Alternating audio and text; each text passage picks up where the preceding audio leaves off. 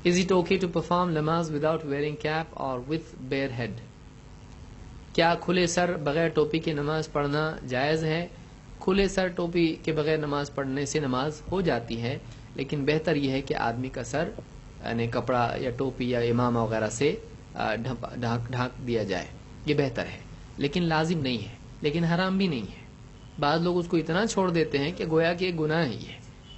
آپ دیکھیں کہ سلف کا طریقہ ہمیشہ سے یہ رہا ہے کہ کھلے سر نماز نہیں پڑھتے تھے، چاہے آپ جتنے بھی بڑے بڑے علماء دیکھیں آپ کو کھلے سر نہیں ملیں گے، لہذا ایک آدمی کو چاہیے کہ وہ کھلے سر نماز نہ پڑھے۔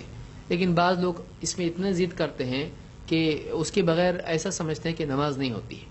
تو آپ بتائیے کہ ٹوپی کے بغیر اگر نماز نہیں ہوتی یا اتنا ضروری ہے تو پھر داڑھی کے بغیر کیسا ہوتی؟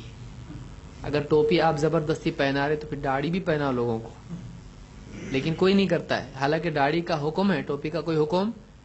ٹوپی کی فضیلت کی کوئی حدیث نہیں ہے کہ ٹوپی پہن کے نماز پڑھنے میں 10 نیکی زیادہ ہے یا 70 نیکی ہے، کچھ بھی نہیں ہے۔ ٹوپی کا حکم نہیں ہے، ٹوپی کا حکم بھی نہیں ہے۔ ٹوپی نہیں پہن کے پڑھے تو نماز ہوتی نہیں ہوتی کی کوئی حدیث نہیں ہے، اس پر گناہ بھی نہیں ہے۔ تو پھر اس کے بارے میں اتنی ضد کرنا، اس سے زیادہ اہم تو مسواک ہے۔ آپ نے خود کہا کہ لولا ان اشق علی امتی لامرتهم بالسواک عند كل صلاۃ، اگر مجھے امت کی مشقت کا خوف نہ ہوتا تو میں انہیں ہر نماز کے وقت مسواک کا حکم دیتا۔ پھر اگر کوئی مسواک نہیں کرتا ہے تو کیا اس کی نماز نہیں ہوتی؟ ہوتی ہے۔ تو پھر ٹوپی کے بغیر کیوں نہیں ہوتی ہے؟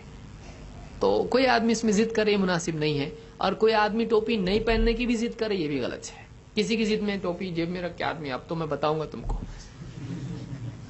تو بغیر قمیض کے بھی ہو جاتی ہے اگر صرف اتنا ڈھکا ہو تو کیا آپ ایسا بھی کریں گے؟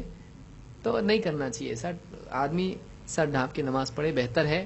حج کے اعمال میں سے کہ آدمی سر کھلا رکھے، اس کو عام کرنا مناسب نہیں ہے۔ اس بارے میں علماء نے کتابیں بھی لکھی ہیں، اور عام طور سے شیخ الالبانی، شیخ ابن جبرین اور دوسرے بھی علماء نے بات کہی کہ ایسا نہیں کرنا چاہیے۔ دونوں بھی جو ہے افراط اور تفریط ہے، دونوں کے درمیان میں آدمی کو رہنا چاہیے۔